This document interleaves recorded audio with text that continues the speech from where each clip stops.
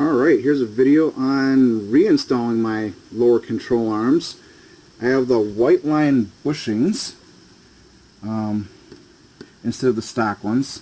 So instead of getting replacement lower control arms, I rebuilt the stock ones with new ball joints and white line bushings.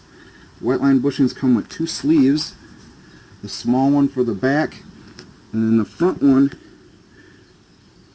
you're going to run the bigger bushing, so you can put this sleeve in there that comes with your bolt kit. This is the bolt kit replacement one.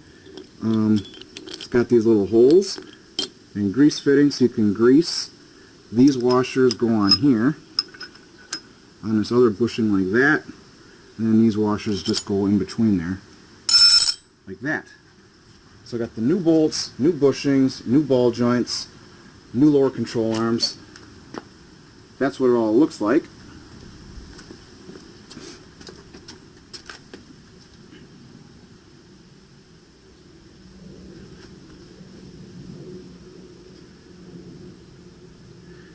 And this one's installed and tightened down. I greased this up a lot. I have to go in the sand, but we also have to go in the salt, so I greased it up to help slow down the rusting. This is all tightened up. I don't know if you can see that.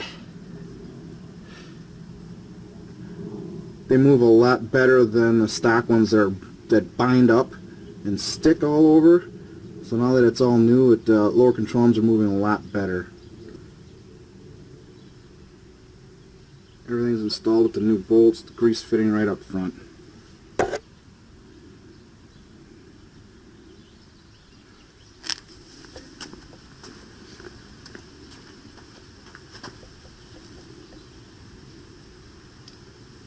So that is the rebuilt lower control arms with all the parts, so you can kind of see what everything looks like.